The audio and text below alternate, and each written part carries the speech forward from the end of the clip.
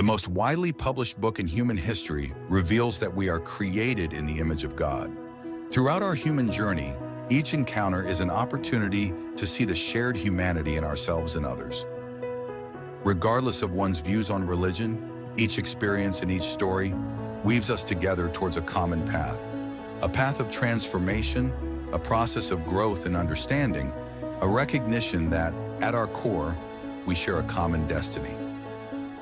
What does the search for truth really mean in our lives? How can we find a sense of unity in a world so diverse and divided? As we reflect on these questions, we start to uncover a fundamental connection that binds us all beyond our differences. Welcome to Created in the Image of God, Building Vibrant Communities, with our host, Wade Franson. Tonight's episode is The Mockingbird Gospel. Good evening, everyone. It's Wade Franson, and we're back for episode number 189 of Created in the Image of God. I have a wonderful guest in the studio tonight, somebody that I met a few weeks ago, and we've talked a little bit about doing the show tonight. He is he's been working with, I can't remember now if he's the founder. I think he's the founder, but he's certainly been very involved in something called Mockingbird Ministries, the Mockingbird Gospel. He has spent years bringing theology down to earth and translating it into language that is accessible. He's written a number of books. He's got one out now called The Big Relief, which we will learn about, as well as his unique approach to grace and making sure that it's done with a little dash of humor and a little dash of pop culture so that it's very accessible and available for today's audience. Welcome to the studio, David. Hi, Wade. It's so good to be here. Thanks for having me. So clarify my mangled intro there about your relationship to Mockingbird Ministries and the Mockingbird Gospel. Sure. Mockingbird is an organization that I did help found, or was founded with some friends about 18 years ago, and it was founded in New York City, and it's since blossomed far beyond that. But yeah, the Mockingbird Gospel is that's not like a technical term, but I think sometimes people associate our organization with a form of a version of Christianity that really centers the grace of God in hopefully a trenchant but also playful and accessible way on all the things you said. And these friends, these co-founders, were they in the same denominational context? Were they a diverse group of friends? Were they college buddies? Who were they? And what was your sort of thinking around the founding of this? Well, we were I was working as a youth minister at the time in a parachurch organization that worked in independent schools and prep schools in New England, and so a few of them were friends from that work. But then also, I'm an Episcopalian, grew up in that denomination. I mean, spent time in many other denominations, but most of the original founding of Mockingbird was a bunch of sort of youthful, probably naive Episcopalians who were tired of kind of culture wars and denominational politics and wanted to get out there and use the internet to do something creative and really grace focused. So it quickly spread beyond that. We're certainly not affiliated with any specific tradition, and we have people who write for us and speak for us that are coming from all sorts of different backgrounds at this point. But that's where we began. Well, let's go back a little bit further in time then. That's maybe a good segue. Your origin story, created in the image of God. We're all unique. How were you created? Who were your parents? What were the circumstances of your surrounding? What was little David like when he was running around as a toddler and growing up? And what forces formed and shaped you before you took conscious thought to become who you are today? Well, gosh, that's such a wonderful question, and people don't ask it. It's precisely those with those parameters, which are so expansive and wonderful. I was born in the late 70s, 79, in New York City, downtown Manhattan, which was a very kind of a grisly place at that point. It was post-Vietnam New York City, where it was not the New York City that people associate with today. That's kind of a big shopping mall. My father was he had been raised in Christian Science, and my mother had been raised Methodist, and they had um, both had kind of radical conversions in their early 20s. And my father had actually gone into the ministry. So he was working as an Episcopal minister in Manhattan. But she's from the South, he's from the Mid-Atlantic. He's actually more of a Yankee, grew up in New York City himself. She's from Central Florida. Um, and so I like to think that I'm the product of these two very different people. It is an opposites attract situation. They're still very happily married, over 50 years later. Um, but so what was I like? We moved out of the Manhattan, out of downtown New York when I was about 3 years old. My father's imagination probably shaped our childhood. I had a very stable and nurturing mother, and a father who was quite uh, who was quite intellectual, eccentric, loved movies, loved music, was always going to concerts and things like that, but was a very devout Christian person. So it's a as I look back, I realize it was quite a strange brew that I was coming out of, because a lot of times people who are born in sort of more devout situations are cordoned off from the culture, and they never get to read certain books or listen to certain records. But that wasn't my childhood at all. Um, but so anyway, we moved out to the suburbs. I was a sensitive kid. I think I was a middle child of three boys. I look back and think that I sort of felt like I carried the weight of the world on my shoulders. I had a very rambunctious older brother and a more introverted younger brother, and so I probably took on the mantle of the achiever, which has filtered its way into my work. Um, but yeah, a sensitive kid. I was always told I was pretty hard on myself, but I had a lot of friends. Humor has always been very important to me. Um, well-rounded was the phrase that got tossed in my direction a lot, but I think I always wanted to be just good at one thing, but I was always told I was well-rounded, which meant you're pretty good at a lot of things, but not really good at anything. But anyway, we moved around quite a bit because my we moved to South Carolina, so I was in the tri-state area around New York City for until I was about 8 or 9.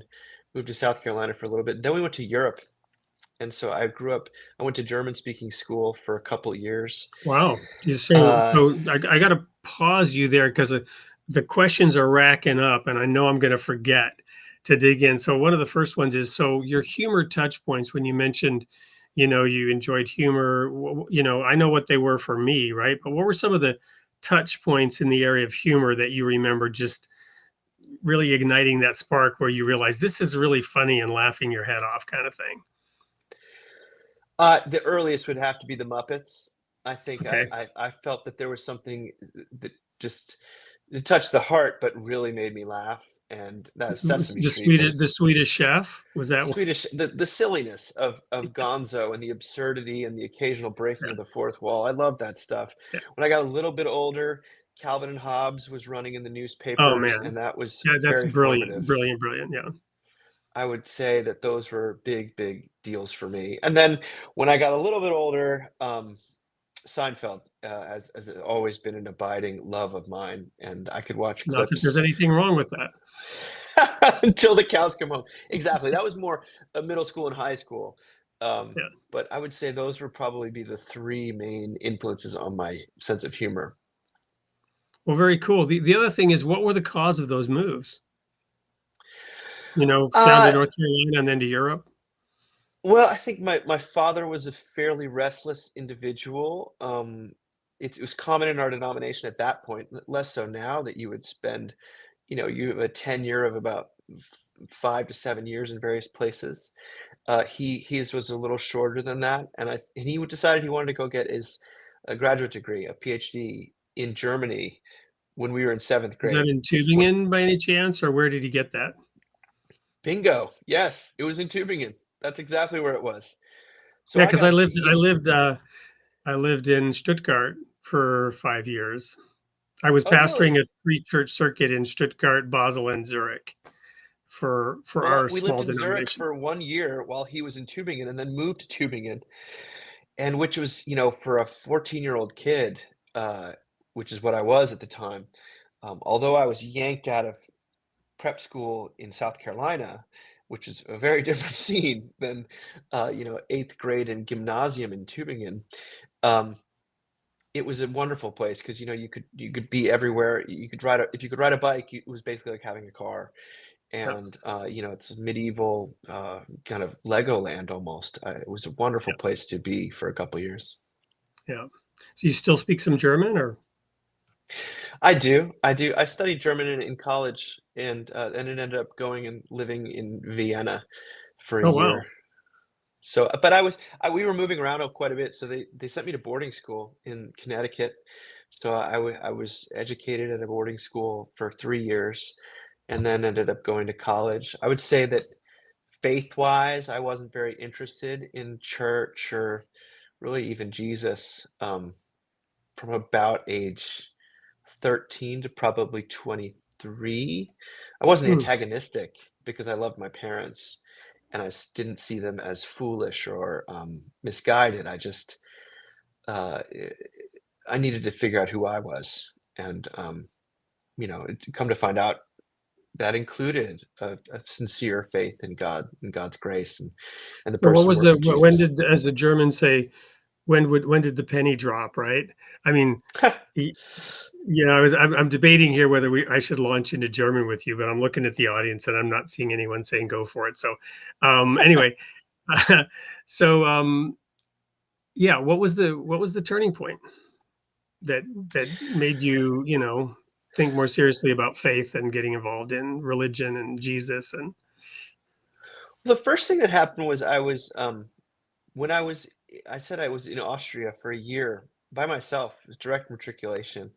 Uh, I got very quite lonely, but also, I mean, I eventually made friends, but it was just, plopped into the enormous university system there. And I took a class on the Bible, on the Synoptic Gospels. So I actually read the Bible first in German, um, the Luther Ausgezeichnet. translation. Danke. I mean, I Yeah. used to give sermons in German, obviously, when I was doing that church circuit. So it's been a while, but Oh my yeah, goodness. yeah. Well, so I actually read the Bible for the first time. I mean, I grew up Episcopalian, which is, The Luther Bible, I assume. yes, the Luther Bible. And I was transfixed by it. I don't think nothing can really prepare you for that.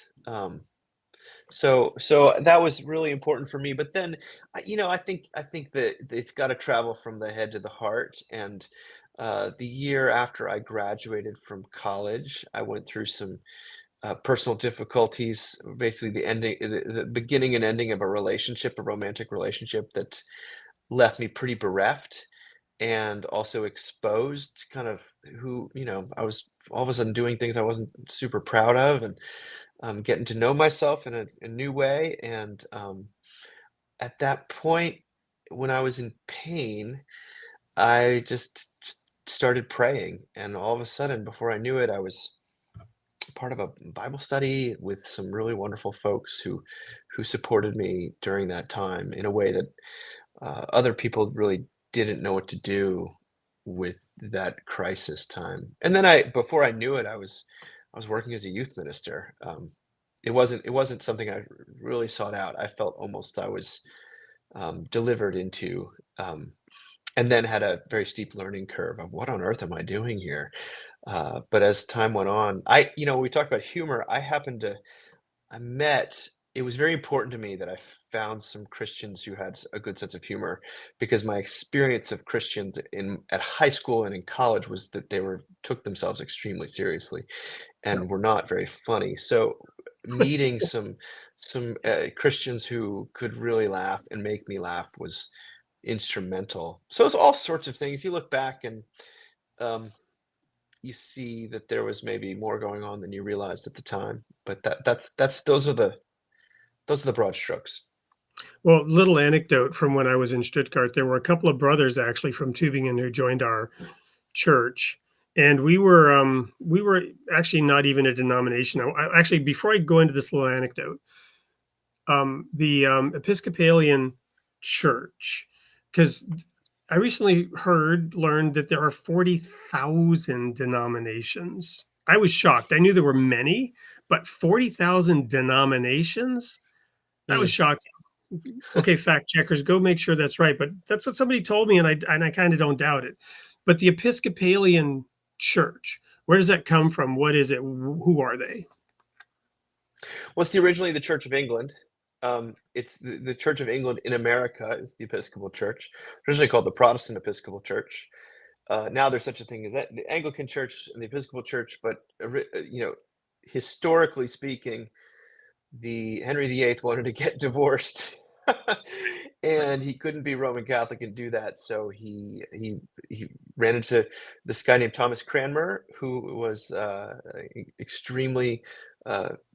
He was not only a theologian, but a poet, and he could really write. So this was a man who had been truly convinced by Martin Luther's theology about justification by grace through faith, and the priesthood of all believers, and all of these wonderful things.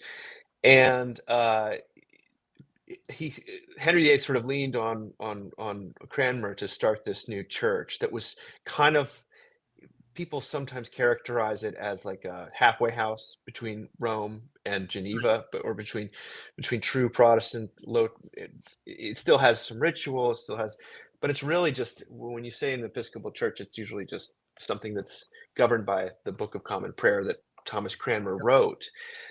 It's wildly varied in its expression, which is one thing I think is interesting about it. Well, But it so also it's the same means, as in England. It's the same as the Anglican Church, right? It's another name for it, the Church of England, the Anglican Church. And you mentioned getting into humor and grace because of the culture wars, right? So there was like a kind of a, I don't know, a split or a schism, I don't know, 20 years ago or so, was it? And I just talked to a pastor, or excuse me, a priest who we're going to have on the show here in a month or so, who's living in Norway, who said the Anglican Church just split this past week. Did you hear anything about that? I know a little bit about it. I'm not ordained. I kind of Okay.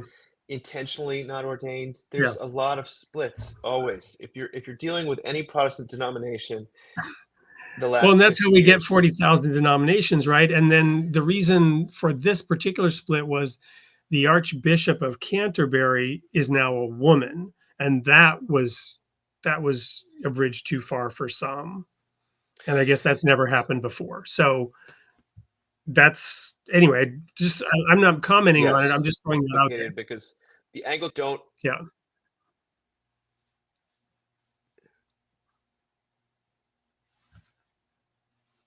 Uh, the the the Anglicans don't the Archbishop as like a pope. So it's a strands of Anglicanism do. It's wildly convoluted when you get down to it. I don't want to minimize what the heartache that a lot of people feel around a lot of this stuff, but I find it easier to exist as just a Christian. Um, and my local church, which I happen to really love, is an Episcopal church. And but I feel at home in a Methodist church, a Presbyterian church. I've spent time in Pentecostal churches, and um, I went to a Catholic university. I feel like I've had some tours of different expressions of Christianity, and I think there's, without sounding glib, I think there's wonderful things. There's blind spots, but also really strong things about almost every expression.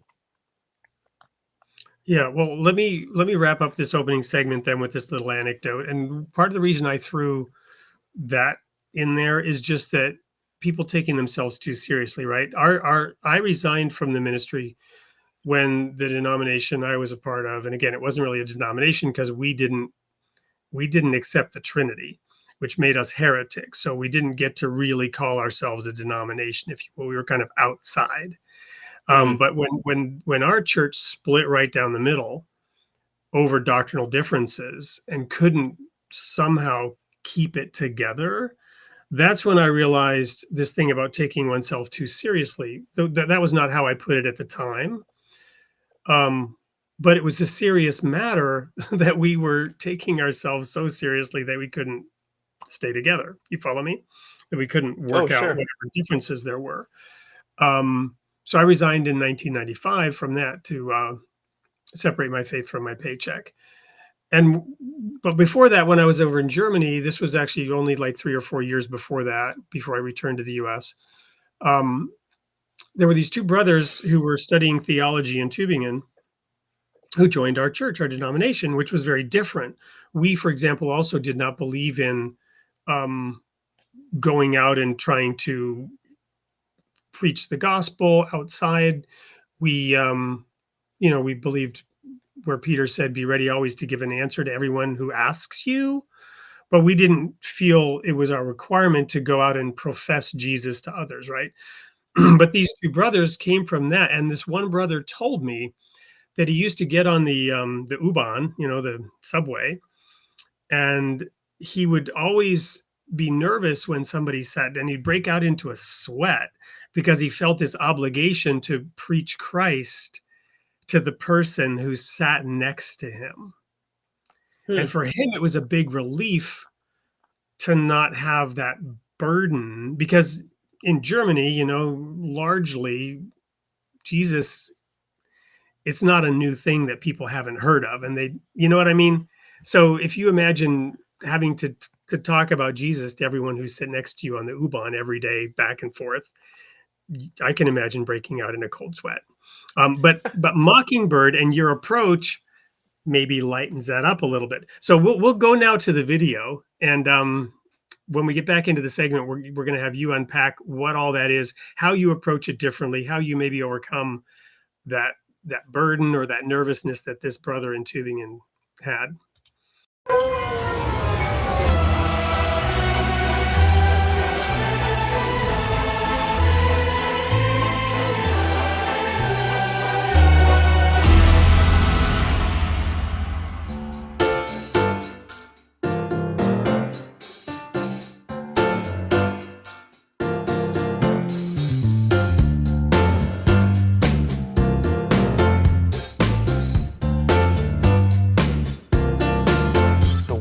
Is a pressure cooker. No matter who you are, everyone is searching for relief of some kind. We crave relief from the treadmill of professional and financial and relational demand that only seems to get faster every single year. We crave relief from guilt and from regret and from rejection and grief. What we ultimately need, though, is grace, the grace of God. Grace represents an alternative to all of that. It is relief to those who are weary and worn out. Grace is the big relief at the heart of the Christian faith.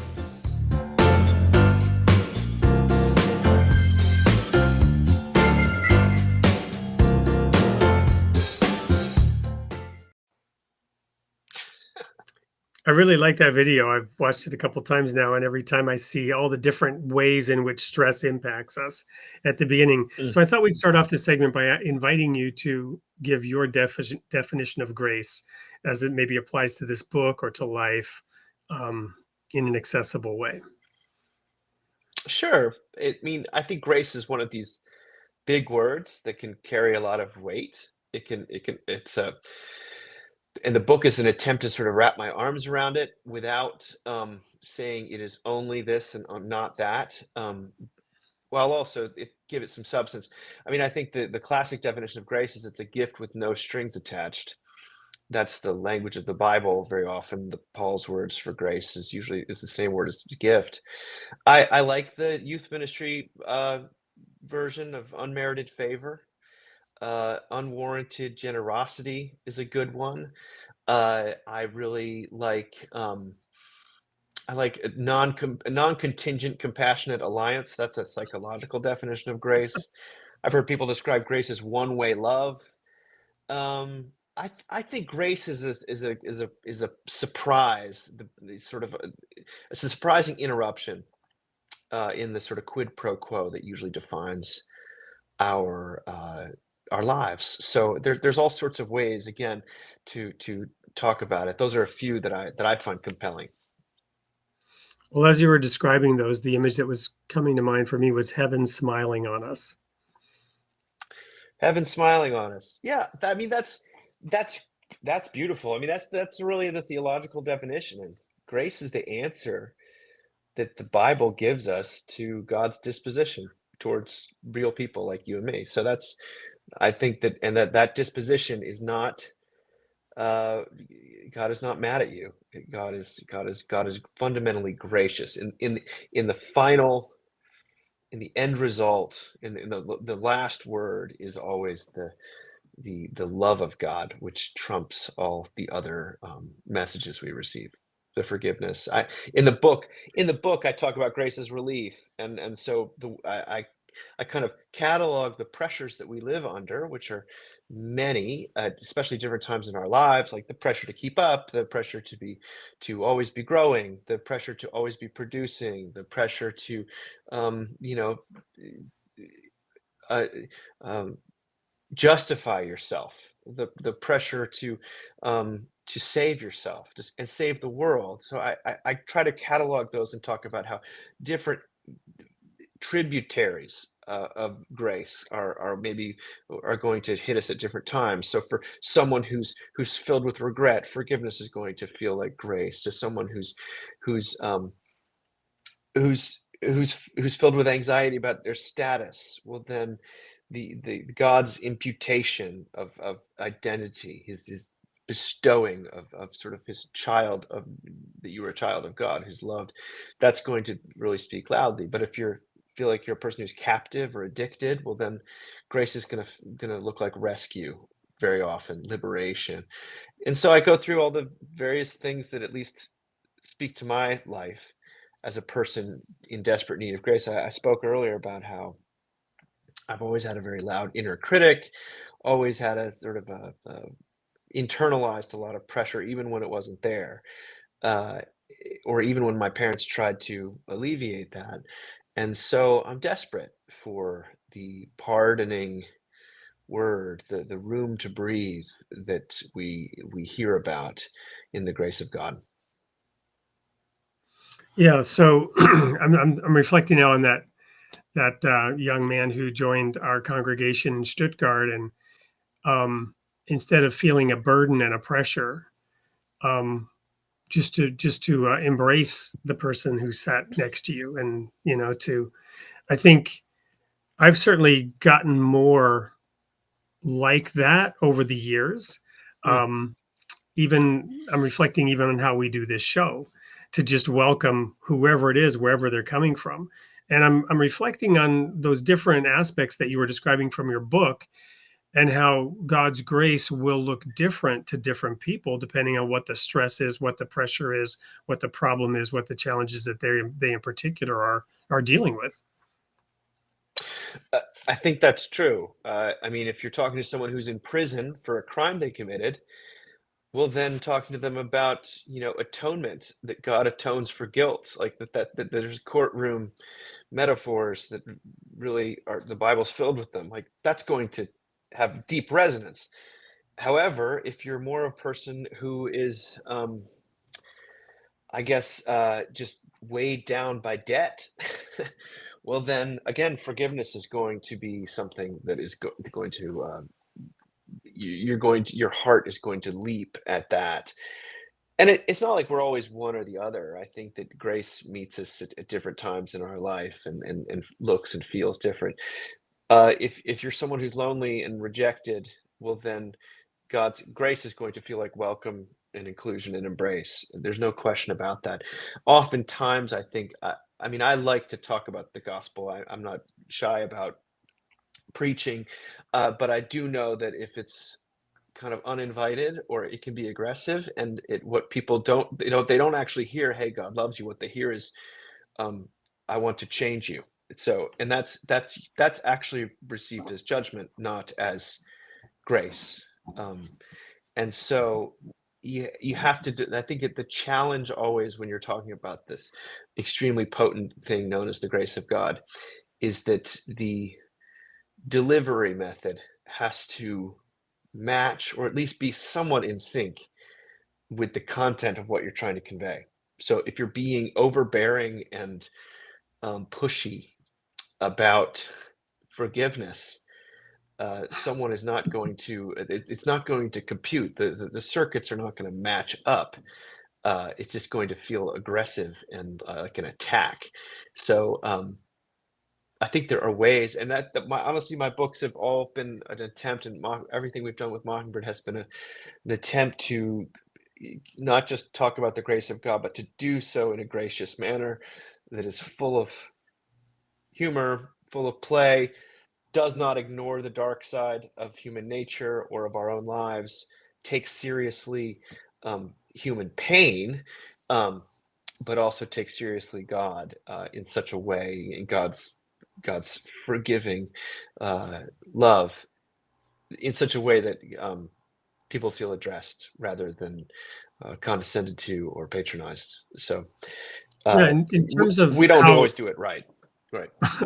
right, we need a little grace around how we do this gracefully. But one of the things that I'm thinking of are a couple of analogies. One is that religion must inspire, not coerce. That's kind of something I've come to in terms of what is religion, how should it be practiced, how should it be applied. The other one is simply, we are the light of the world, not the loudspeaker.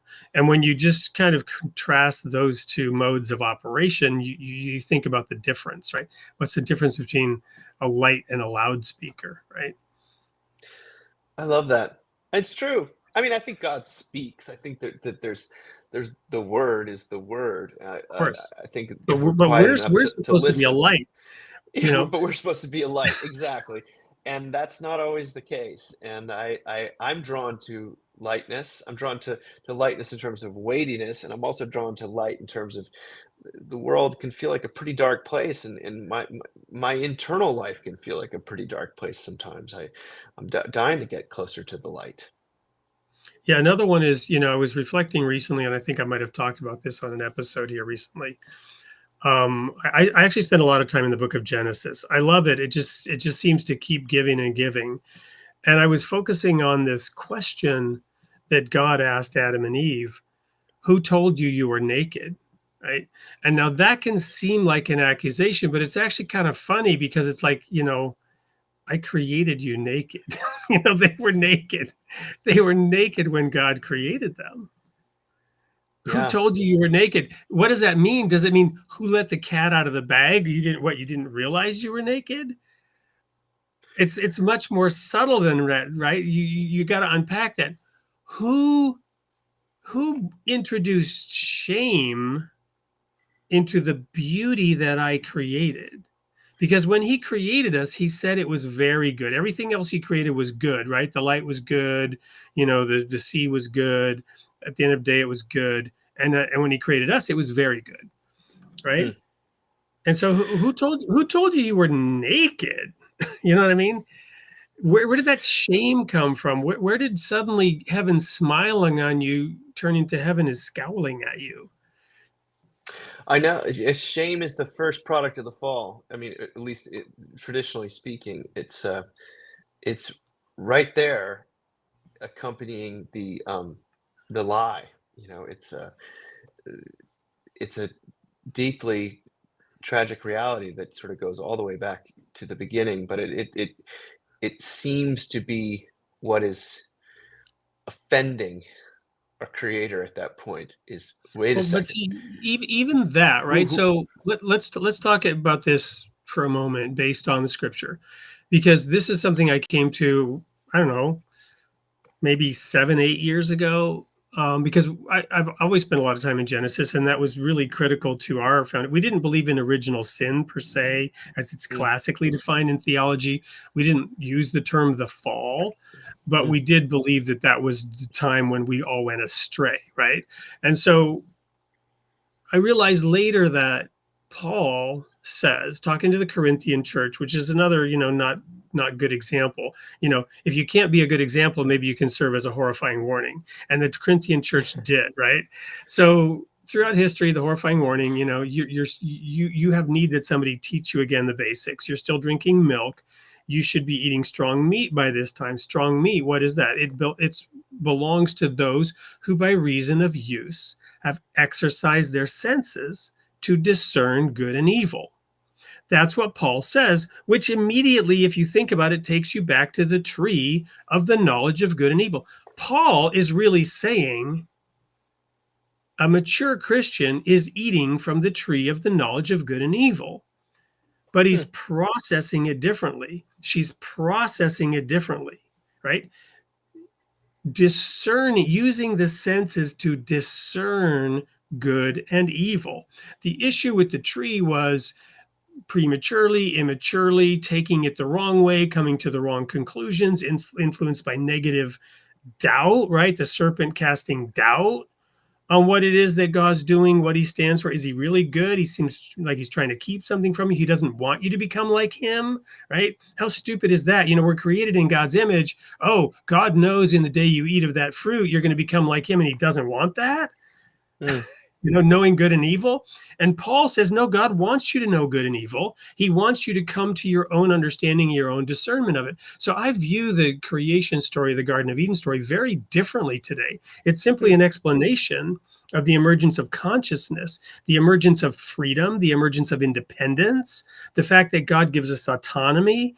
He says he will send rain on the just and the unjust alike. Grace is available to all, and all will eventually come back to understand that God is good, and will come to an understanding of the difference between good and evil through a million different paths in the light, right? If we have lights that can be an example and guide people towards it. So I don't even think about that story as the fall anymore. It's more like, okay, now the kid's going to be running around in dirty diapers for a while, until it grows up. And that's what we did as a species. Yeah.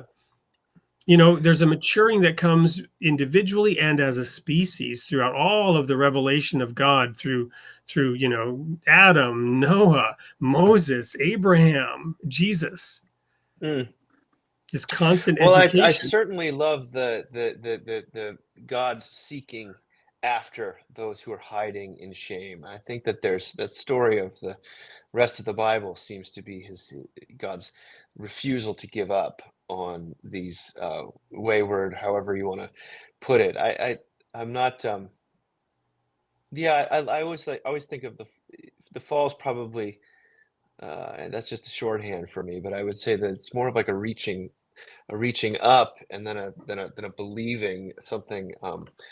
Unbelief is probably how some Protestants would talk about it. The doubt that you're saying, like I don't actually believe what I was told, and but because what I focus on there again is always in Hebrews, the faith chapter, it is those who would come to God must believe that he is, and that he is a rewarder of those who diligently seek him. And it's that doubt that somehow God doesn't have our best interest at heart that allows that sort of worm of self-doubt and shame and fear to enter in. I think Martin Luther said that the root unbelief is the root of all sin, and I think that's probably part of what he was getting at, this failure to, or at least resistance to, taking God at his word. That there's something, but I mean, I happen to have a sober view of myself, at least, and that I have a resistance oftentimes. I want things my way on my terms, and I don't. I wish it were as easy as me knowing what the right thing was, or the right thing to believe was, and then I could just do it. But there's some kind of internal rebellion that needs to be reckoned with. So, I mean, this is where I actually think grace comes in. However you want to frame it, you've God not leaving us to our own devices, not leaving us to the lies that we adopt, that we take on board, and you have this pursuit, this sort of passionate, sacrificial pursuit of the dirty diapered child, which I find to be tremendously comforting, because in my own life I often I don't find it to be a linear progression ever. I find that I do some things better. I believe in some ways more, but then new things are always being uncovered. where I still need God's intervention and power and grace to So, bring me so, to that light. so part of the work then of Mockingbird in your books, is it to sort of coax that person out a little bit, out of that resistance, maybe out of that rebellion, to help them make it easier to take a first step? Or what is it that you're kind of trying to achieve there with the approach that you take? Well, I'm trying to make it, first of all, why would any of these Christian ideas, stories, scriptures, why would they be of interest in the first place?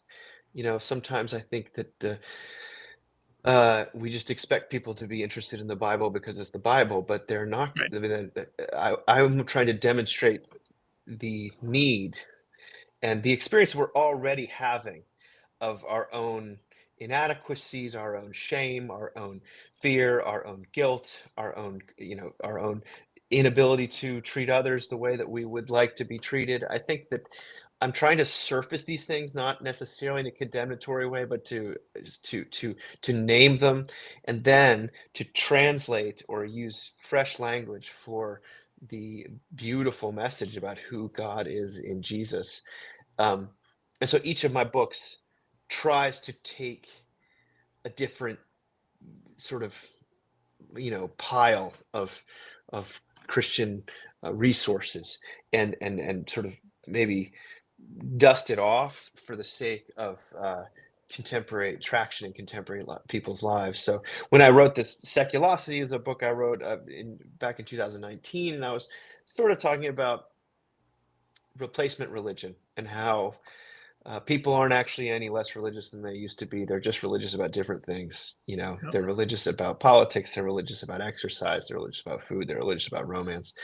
And that is burning us out because there's no mercy in any of those replacement religions. There's no grace.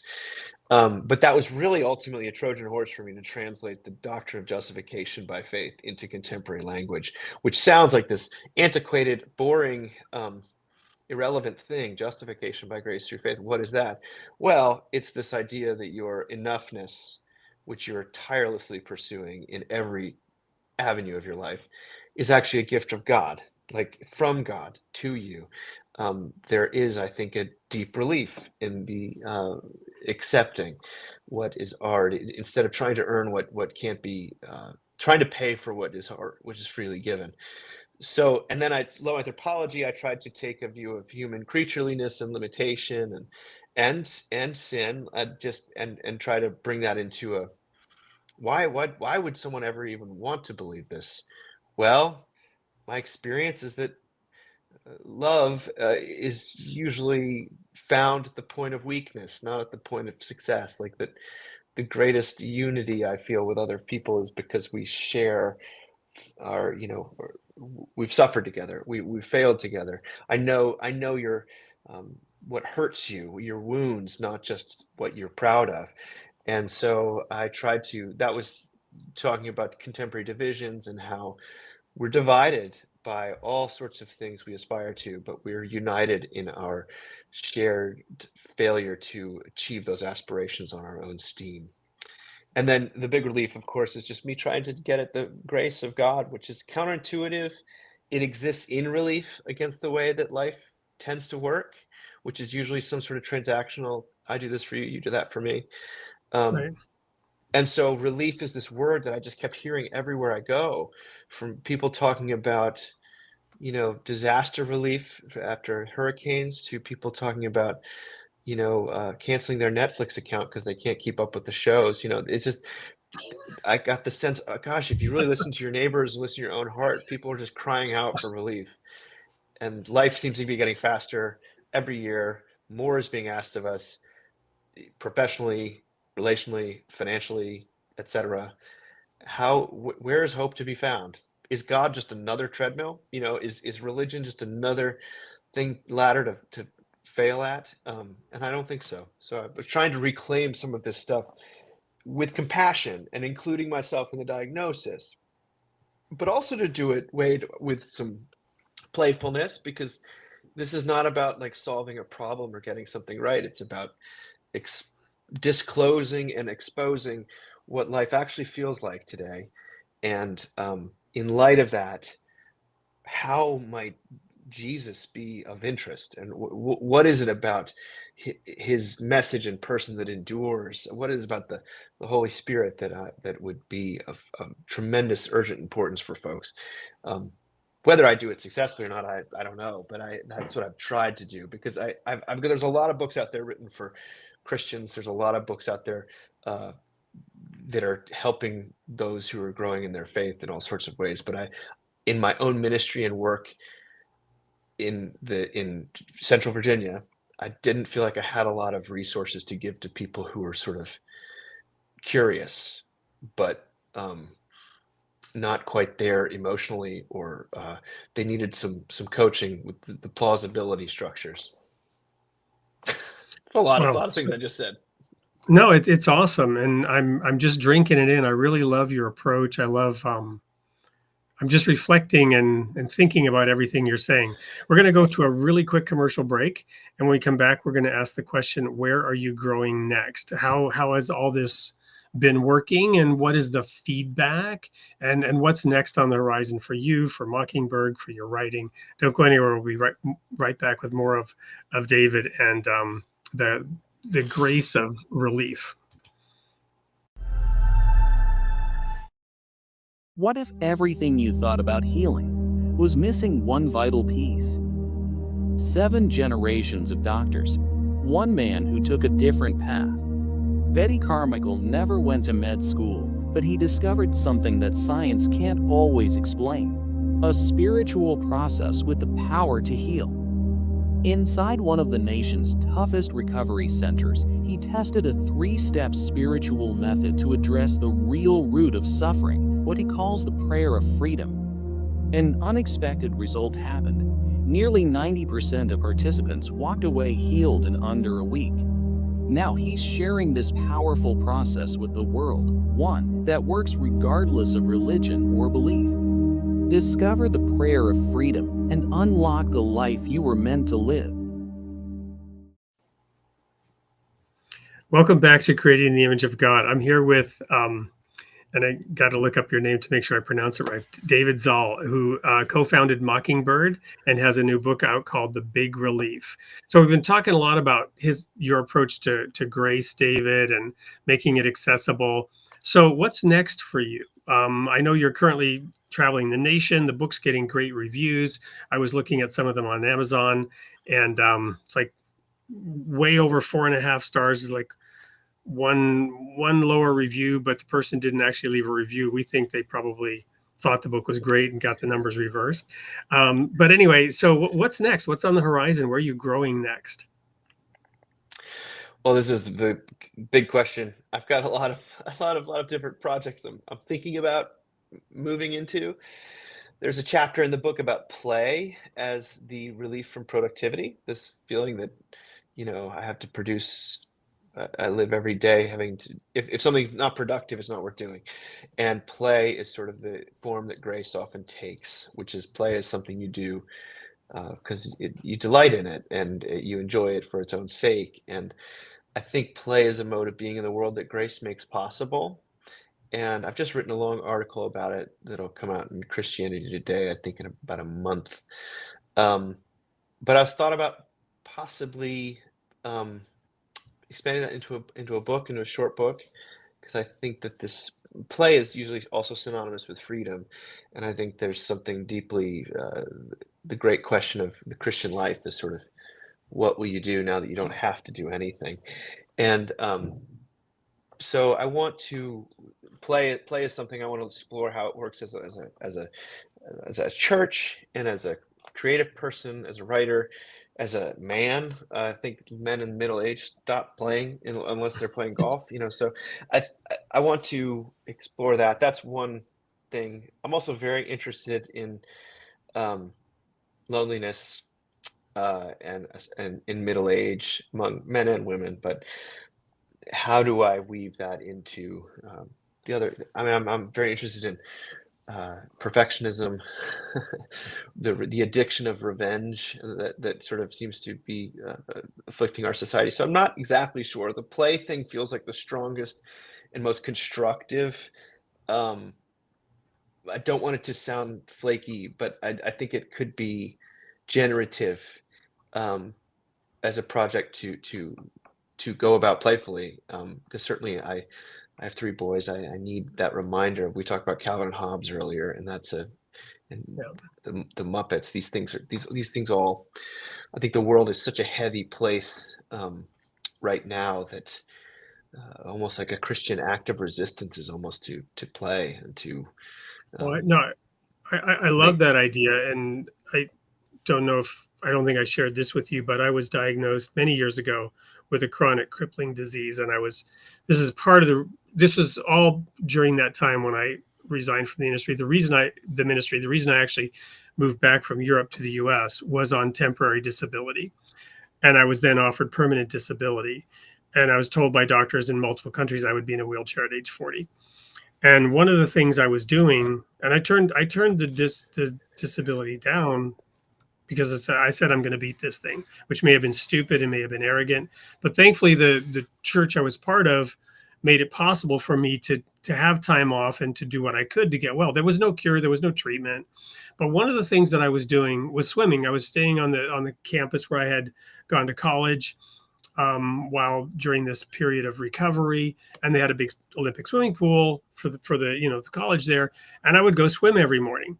And this was before Michael Phelps made cupping popular. The big blue purple welts on your back. I was doing that for healing, not for swimming, and to oxygenate my back. And so I looked like, and nobody'd ever seen that. So I looked like the victim of a giant squid attack, right? When I would get in the pool, everybody else would get out, which was fine for me because it allowed me to swim my laps. But I was trying to measure progress in my hope of getting better against the clock. And I was always a swimmer in college. And before that, swimming was always a thing with me. So I would swim a mile, and I would see if my time was getting better. And my time would get better for like 3, 4, 5 days, and then I'd have a relapse, and I could barely move. You follow me? And something told me that this was part of the problem. So instead of looking at the clock and the time, I said, I'm just going to focus on my stroke. And I'm going to pretend that I'm dancing, which I couldn't dance to save my life. I've never danced, but I'm like, just the feel of gliding through the water and doing it in such a way that, if you do it right, it's like being a dolphin or something. You know what I mean? It's playful. Mm. And there are all these different things. I did so many things to eventually experience healing, and I believe God guided it. We had that ad about healing. I believe there's a power in getting alignment with God, however you do that, right? And God will help you become well, right? But it was that idea of changing the way that I thought, changing the way that I approached things. Again, the big relief. Swimming gracefully would have been another way to say it, right? Swimming under the grace of God, rather than trying to accomplish something or compete or get better. Just enjoy. Just enjoy it. You're speaking my language, Wade. I was a swimmer in college myself, and what prevents me usually from getting back in the pool these days is that need to measure and to be so cognizant of where I used to be, and the exercises that I enjoy now are they're not. I have to. They're much more playful, and they have to be somewhat fun, and I couldn't. That's great confirmation. I remember I swam in Tübingen too, so Oh, wow. Yeah, when I moved to Germany, I joined the water polo team in Bonn, and there were all these like 6'4" guys, and I'm pretty short. Man, that was brutal, right? Our warm up was swimming a mile. Water polo is the most brutal sport on earth. Yeah, I'm a water polo player too. I played at boarding school. It was a huge part of my life, and very humbling, extremely humbling. Yeah. Oh yeah. Well, that's confirmation. Maybe I should dive, pun intended, deeper into that pool. Go. Well, we're gonna quickly go to a couple of audience comments because you just reminded me way early on there was somebody who said, this when we were talking about humor. Did you ever read The Far Side? No, love Gary the Far Larson. Side, of course. I I'm, think, what's your favorite Far yeah. Side cartoon? Oh my gosh, probably the Midvale School for the Gifted. I just, where that's Push, how don't could pull. Yeah. push don't pull. I mean, that's so emblematic. But all the ones of God, in his laboratory kitchen stuff. I like the absurdity of the Far Side though. Like I think Yeah. sometimes there's some stuff that doesn't really make any sense, but it's about cows, and you realize it's just absurd. I appreciate that Yeah. stuff. I always loved the scientists in their lab coats that were acting like kindergartners. Oh, I know. That's a great one too. I love it. Yeah. So let's see what else we've got here. Well, we talked a little bit about denominations and whatnot. Again, very early on, Christian Science. How did that affect your childhood? This person heard wild things about that religion. So what was Christian Science? And you mentioned there was kind of a yin yang between your mom and dad as well. I think, I mean, Christian Science is very much sort of the power of positive thinking. It's skeptical. It venerates Jesus, but not as God. But the way that my father pretty much walked away from rejected that wholeheartedly. But what he didn't reject was that we it was never his impulse to take us to the doctor when we were sick. Christian Science usually believes that sort of the most hardcore Christian scientists at least believe that sort of healing is all spiritual, and no medicine is needed. So we laugh that he rejected a lot of the theology, but this is a man who had terrible allergies but would never go to the doctor. And my mother's family is filled with doctors, so there was an interesting kind of push and pull there too. But Yeah. yeah. So this one here, maybe more for me, my analogy, but I'll let you deal with it. Wasn't Jesus a loudspeaker? I think so, but I think we are not Jesus. So I think that I want to amplify the words of Christ, and I want to allow him to speak where, rather than, uh, I don't know of how much the world needs that much more of me, but yeah, I mean, but I don't think of Jesus as a billboard in that, or like kind of that kind of loudspeaker. Just, Jesus interacted with people. I mean, he wasn't, there was always a give and take. But there was more giving, but there was, I don't think I understand why, like, Christ is God's great revelation. God's great message to the world is enfleshed in Jesus Christ. I believe that, but I also think that how that actually works out in practice, he wasn't going around shouting at people. Like he would preach, but many, many times he would also interact. Yeah, I would also, very well said. I would also add to that. I was thinking as you were talking, he spoke in parables. And then when they asked him, why do you speak in parables? He said, in fulfillment of Isaiah, seeing they will not see, hearing they will not hear. To them, it's not given. So he wasn't, in that sense, he wasn't a loudspeaker. He wasn't trying to overpower everybody. He wasn't trying to force them to accept or listen. He was more evoking curiosity and Yes. allowing people to come to their own conclusions about things. Man, I just think if Christianity is just a matter of turning up the volume, that's pretty that is pretty oppressive. I don't think it is. I mean, I think it's much more about God meeting you sometimes with a still small voice in the worst moment of your life. And sometimes God can be loud. I mean, to get our attention, it's not easy all the time.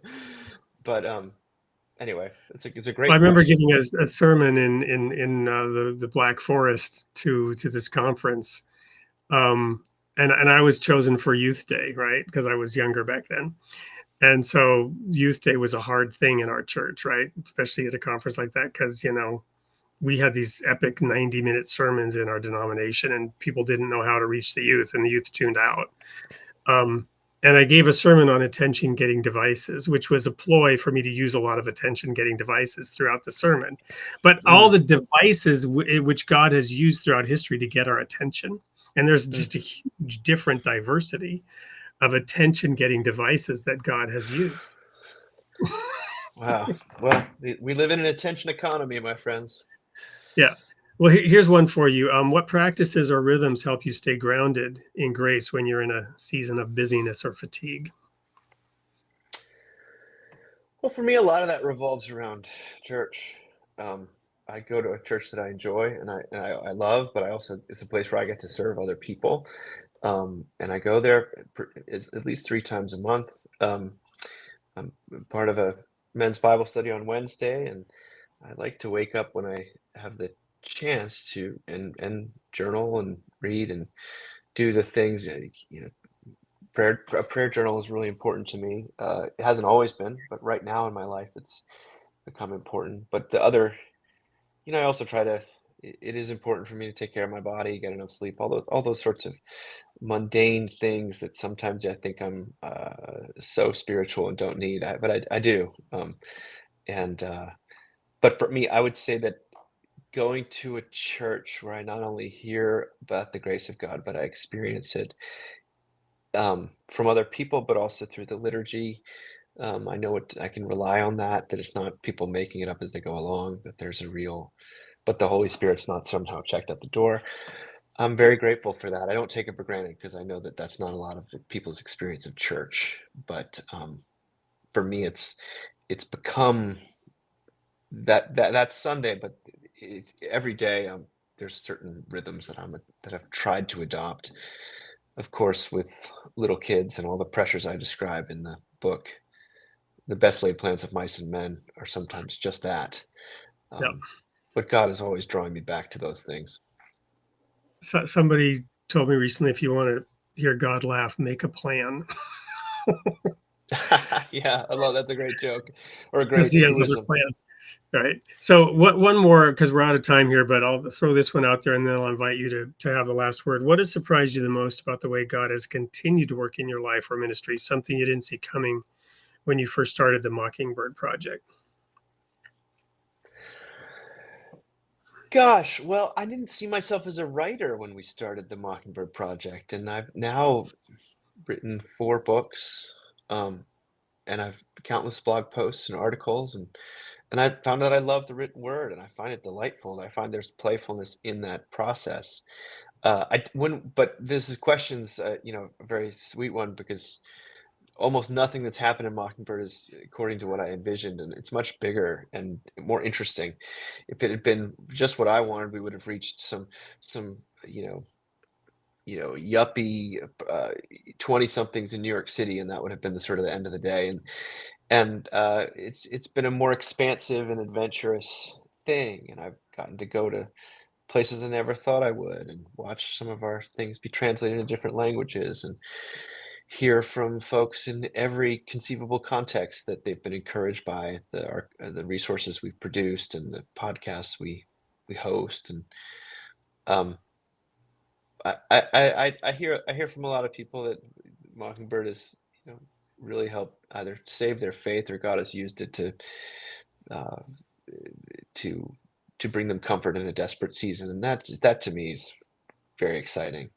But like none of us saw COVID coming, and that Mockingbird was ideally positioned to, so many churches thought, oh, online ministry online, or that doesn't sound like a thing. And then all of a sudden, the whole world was forced to do this stuff, and we were already there. We had our social media channels, we had our infrastructure. So that talk about a surprise, which I Wow. never would want, but that was great. Yeah. Silver lining. Um, so how people go, mockingbird.com, obviously the big relief, they can get it on Amazon. Do you have a way they can contact you or engage with what you're doing? Yeah, mbird.com, mbird.com, or mockingbird.org. People can find us there. We have a conference coming up in Charlottesville, Virginia. We have in November. Every April we have a conference in New York City. But I host a podcast called The Mockingcast, and that's every 2 weeks. That's sort of talking about all sorts of cultural touch points with the grace of God. But my books are out there, and I'm not hard to find. Wonderful.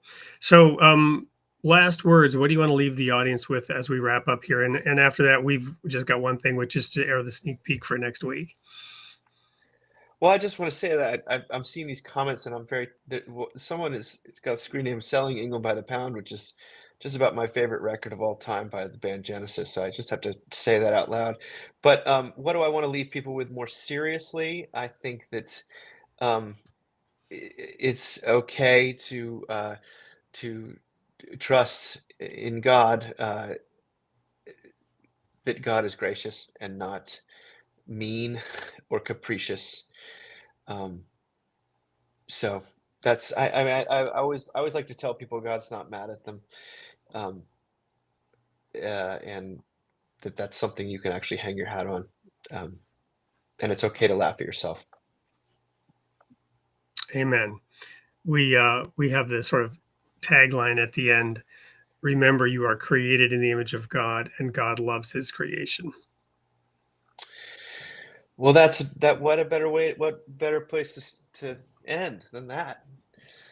Well, David, it's sure been a pleasure. I'm gonna, check out Mockingbird, one of your podcasts, get involved a little bit because I'm really heartened by your approach. I love it. It's just a good feeling to know that we can have fun together with this. And maybe sometimes I do take things a little too seriously. My kids, if they were listening to this, they'd be like, "Yeah, Dad, you should listen to this guy." So, Well, I've that's certainly had fun here, Wade. Thank you for having me. Yeah, it's been a pleasure and an honor, and thank you. Keep up the great work and the ministry that you're doing, and it really has been an honor. We'll be in touch. I also, for the audience, I think a lot of them subscribe, but I'll be reflecting on this tomorrow and writing an article on my Substack about what I learned from this interaction. And David, I'll get that over to you as well. So with that, we have just one more thing to do, and that's air the sneak peek for next week's show. And everyone, thank you so much for being here tonight, and David, especially you.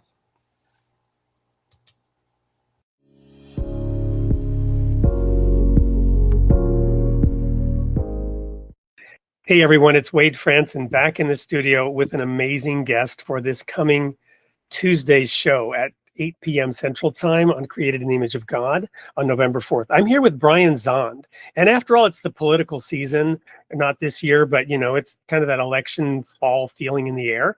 Brian, among many other things, aside from building a very large church that was very successful, pastoring it for 40 some years, and has written a number of books, including one called Postcards from Babylon. And we're here to talk about the role of religion in society and Brian's take on the early church, Emperor Constantine, and many other things. Welcome to the studio, Brian. Thank you, Wade. Good to be with you. Well, I'm going to open up with a real fun softball. You said one time that you wrote Bob Dylan on a ballot for president. What's your favorite Bob Dylan song? Oh my goodness. I can't tell you the favorite song. I'll give you a favorite album. My favorite album is Blood on the Tracks. But I also like Blonde on Blonde, but I also like Time Out of Mind, but I also like Highway 61 Revisited, etc. So I can just give you a favorite album. That's the one that starts off with Tangled Up in Blue. That's the opening track on Blood on the Tracks, Tangled Up in Blue. My absolute favorite album. And where do you want this killing done? You can do it out on Highway. Let me give you the whole thing. God said to Abraham, "Kill me a son." Abe said, "Man, you must be putting me on." God said, "No." Abe said, "What?" God said, "You can do what you want, Abe, but next time you see me coming, you better run." Abe said to God, "Where do you want this killing done?" God said, "You can do it out on Highway 61. Yeah, thank you. I mean, Bob Dylan is amazing, Yeah. I don't think he would want to be president. I don't know if he'd make a good president, but I can see why you voted for him. Yeah, I voted for him. All right. So Bob, Brian, so weaving in all of your, and the names of your books, the titles of your books, I mean, you have so much wisdom, history, experience, but also you kind of weave in things like that to reach people. What is it about that with you? Well, I'm greatly influenced by the arts. And I'm not necessarily weaving those in to make a point or to attract people. It's just how my mind works. In fact, my most recent book is called The Wood Between the Worlds, A Poetic Theology of the Cross. And it's because even though I can write theological prose, and I do, I don't limit myself to that medium. In other words, I think the truth of God can be communicated just as well through painting, song, poem, literature, art, film, as through more conventional theological prose. So that's how I roll with that. The love of God is not of this world; it's completely of the soul, right? I'm inspired by what I'm hearing from you, and the audience is going to be inspired when we have a full hour to unpack the many aspects of what you've learned over the years. So to the audience, this is one show you're not going to want to miss. Please be there at 8 p.m. sharp on November 4th for Created in the Image, 8 p.m. Central for Created in the Image of God with Bob Zand. We'll see you there.